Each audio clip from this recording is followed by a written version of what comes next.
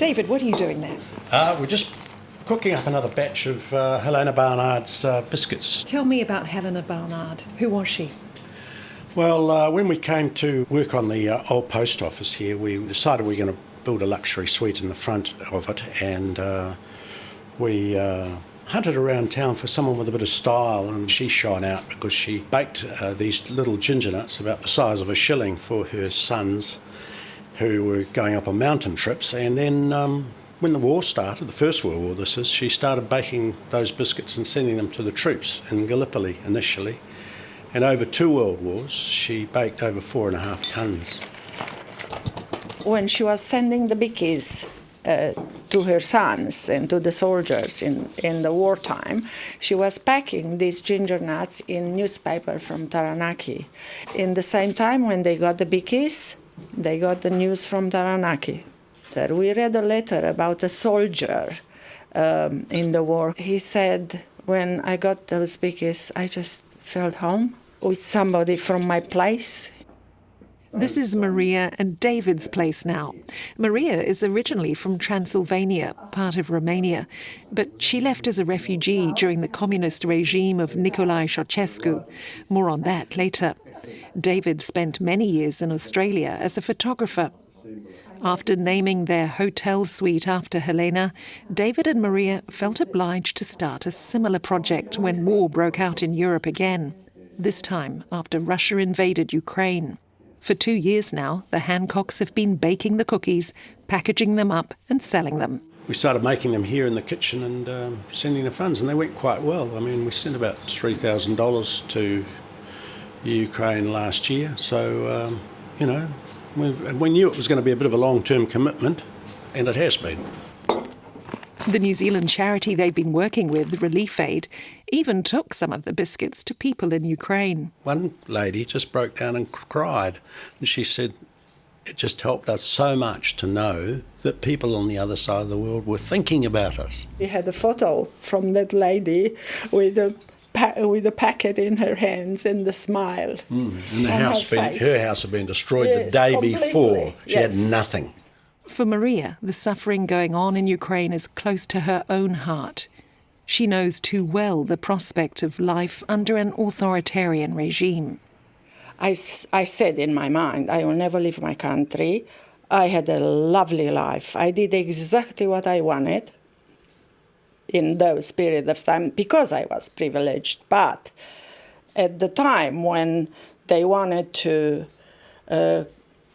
take me and give me a fantastic job at that time for Romania and for my nursing, I had to become a communist member, a member of the Communist Party, which absolutely was a no-no. In 3 days, I told my ex-husband, we have to leave. If you want to come, you're welcome. If not, I just go by myself. So you fled? And that's it, in 3 days, yes. You fled? Yes. It's just because I couldn't accept the idea of me being a communist. And your father worked in the regime himself, didn't he? Yes. My father was a retired colonel. Sometimes I ask him, why did you fight for this communism? He said, because I was very young, I didn't know what that means. He didn't know at that time. And he was in the Second World War when he was a kid. He was just about 20. The baking of the biscuits, the relief efforts that you've done for Ukraine, this must have come also from your own experiences? Yes. Yes, not so much my own experience. Much more the people who lived around me, who just before I ran away, they had a very hard life. Everything was rationed, like they had a kilogram of meat per month, probably 10 eggs, a liter of oil, Didn't apply to me, though, because I was doing my shopping in Hungary. You were able to get across the border easily. Yes. Being relatively privileged, I guess. I was privileged, and I had a kind of different path because I was working in radiology out of the city. And just the population out of the city could have this little pass. I was going every week and doing my shopping in Hungary, which didn't apply for the other people. Yes, paid twice as much. But in my spare time, I was sewing for the high society of our city.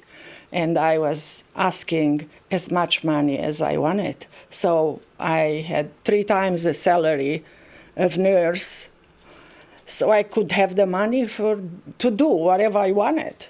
And yes, I did have a beautiful life, but not everyone. And you understand, you know what people might be going through in Ukraine? I understand very well. It was very hard even to talk at home or in the street. People, they were keeping their head down. Their faces were grey, and you couldn't find a smile on their faces. It's because you didn't have the freedom to watch what you want to watch, to read what you want to read. You were telling me that you even had to go and have private conversations out of your house. Yes, because the televisions, they were coming from the factory with a microphone inside without people knowing. So Securitate was going and listening whatever where they wanted, or they had certain families where they thought, oh, these are against us, and they were listening. So the second night, Securitate came and just took you away and put you in jail. And you never know if you come out or ever or no.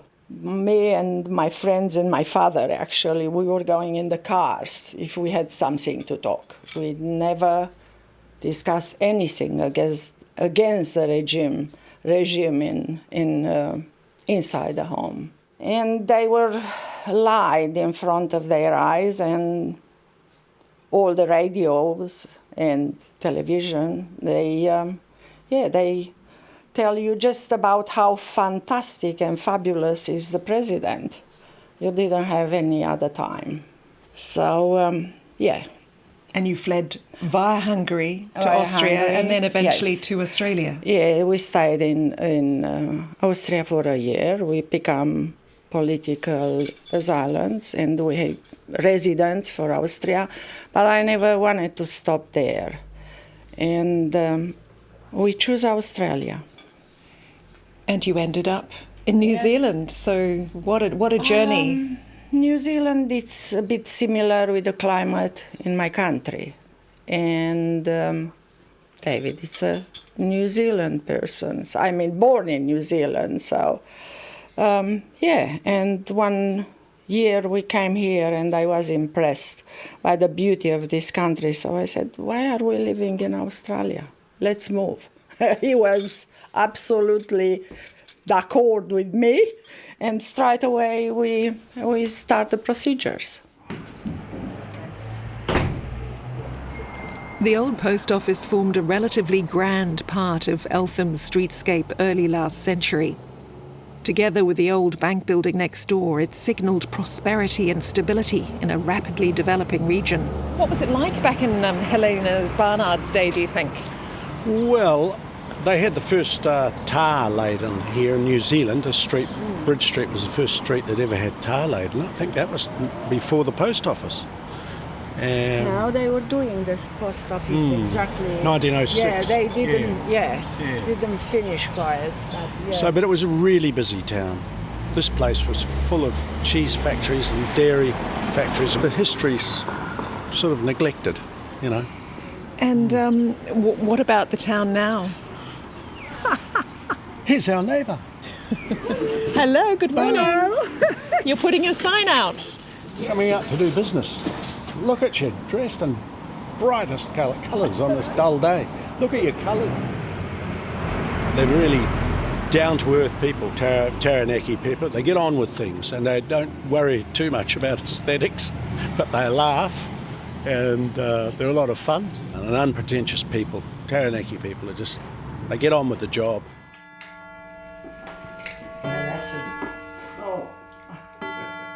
As soon as she saw it, Maria fell in love with the old post office, with its high stud and embellishments. They remind her of her European childhood.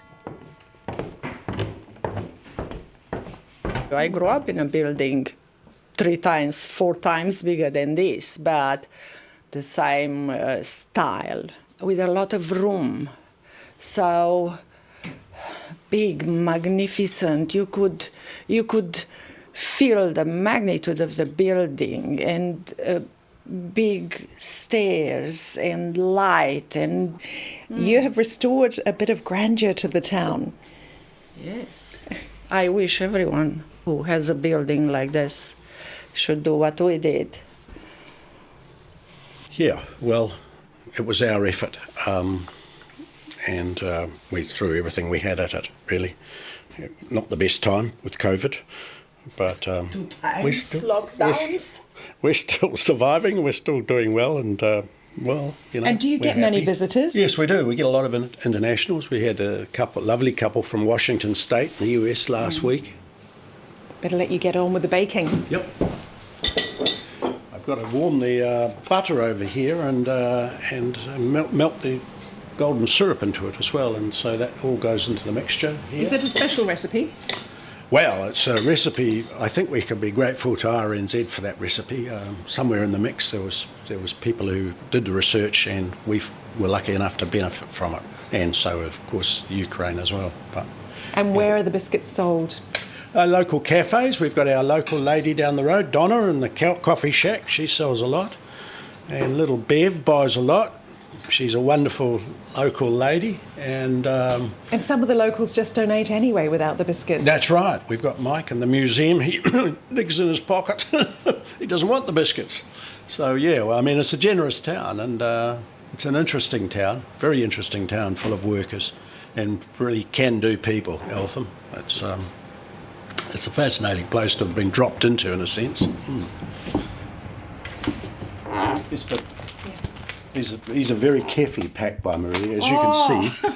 Little gold insists on this packaging, and it's right because they don't go soft. They stay crispy. You can keep them forever. And there's a little card telling the story of Helena. Yeah. She baked them dry because they had to last, Yes. 4 months. Oh, can I try one? Yeah, of course. Yeah, so they make the noise. And she baked them like that originally because the boys just put them in their pockets. They didn't have any bags or anything. They just put these in their pockets, and they went climbing up the mountain and crunchy. They're tasty too, though. Even these, the rejects. David and Maria Hancock, the new owners of the old Eltham post office, restored with the help of many talented tradespeople, David told us. Maria left Romania as a refugee from the Ceausescu regime in 1986. That piece, produced by Sally Round, sitting next to me in the studio. We'll pop some photos of the post office on our website, along with a link to Relief Aid.